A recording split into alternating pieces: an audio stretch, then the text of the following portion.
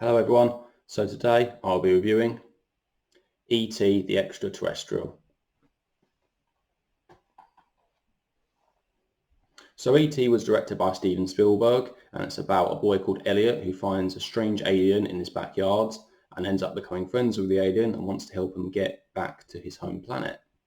So this film came out in 1982 and it was an absolute smash at the box office. It became the highest grossing film of all time. It actually overtook Star Wars, and it wasn't until 1993 when another Steven Spielberg film, Jurassic Park, came out, which beat it.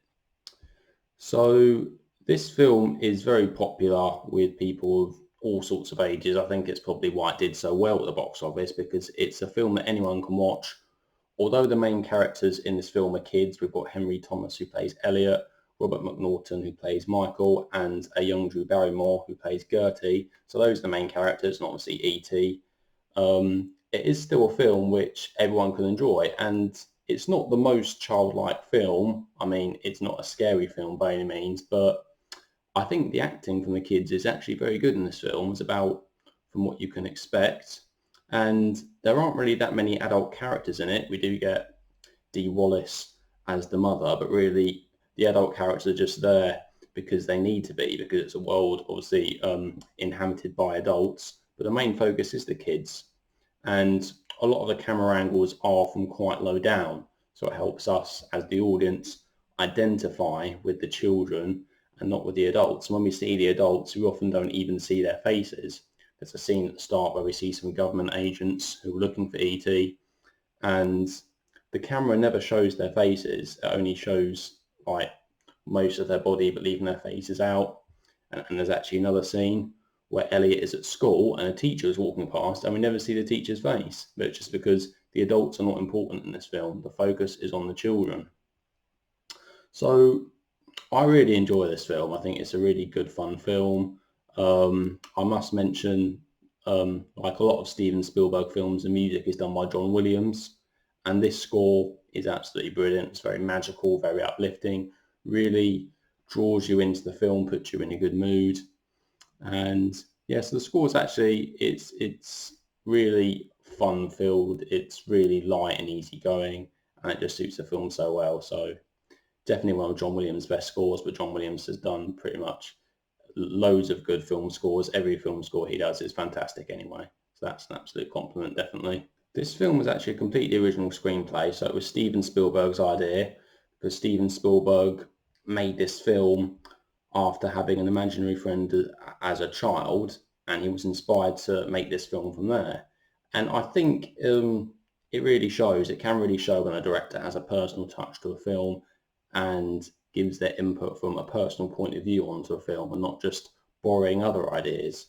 And you certainly get the sense that Steven Spielberg put a lot of his heart into this film, because in some ways it's actually a surprising emotional film. For a film where a kid meets an alien, you might not think there's much going on there, but really it really is. It really does. Well, from my point of view as a viewer, I really felt connected to Elliot as a character, and his relationship with E.T.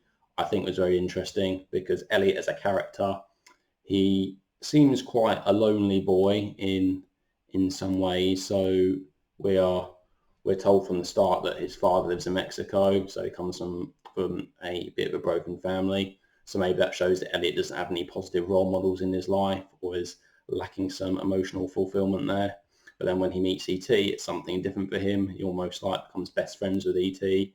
And yeah, it's a new experience for him. So it really means a lot to him as a character. And we as the audience identify with him because of the camera work that goes on in this film. And just all the interactions with the different characters is all very well done. And we really feel connected to Elliot in lots of ways as a character.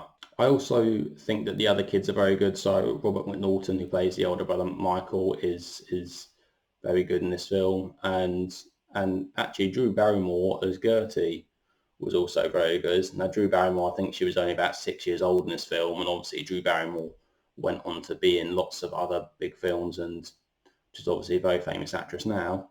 But in this film, given that she was only 6 years old, she was very good, and she came across as a very real sort of 6-year-old, unlike a lot of other kids you might see in films. So like there was one part where Elliott said to Gertie, we can't tell the grown-ups about ET because grown-ups can't see ET, and then Gertie just said, give me a break.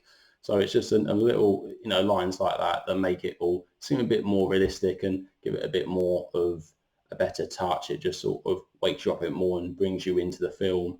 And yeah, that's all. It's all very fantastic in that respect, I've got to say. Yeah, so E.T. is a film. I think there's not really much bad I can say about it. Obviously, in terms of the special effects, given that the film came out in 1982, some of it might look a little bit dated. I know Steven Spielberg did update it with the 20th anniversary. He did put a few CGI touches in and replaced E.T. in a few shots with a CGI model.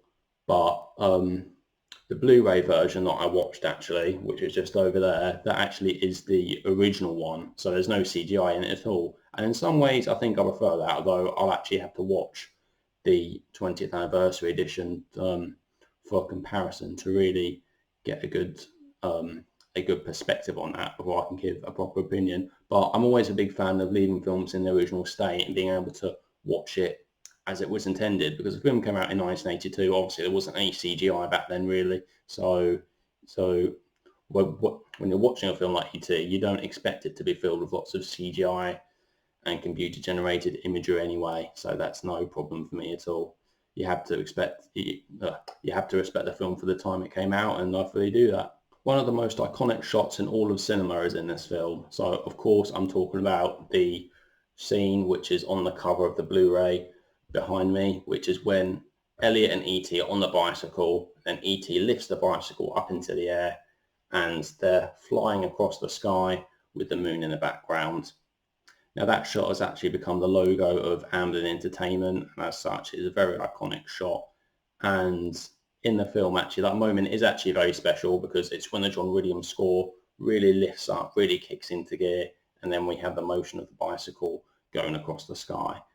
And that really is a very special moment in the film. It's a very pivotal moment because it's the moment that, as an audience, we realise just what E.T. can do. It really strengthens the bond between Elliott and E.T. as characters. So yeah, E.T. Everybody can enjoy E.T. I think it's a great fun family film. So I'm going to give it a rating of a 9 out of 10 because I don't think there's that much wrong with it. I don't think it's perfect. I think it could be a little bit better in some ways, but it's just not one of my personal favourite films. I do enjoy it very much, and I think everybody can appreciate it, whatever age you are. So 9 out of 10 for E.T. the Extra-Terrestrial. So that's E.T. the Extra-Terrestrial. So what do you guys think? Have you seen E.T.? Let me know in the comments below. Do you like it? Do you dislike it? Please let me know, guys, what your thoughts are on E.T. So anyway, thank you all very much for watching, and I'll see you in the next video. Take care.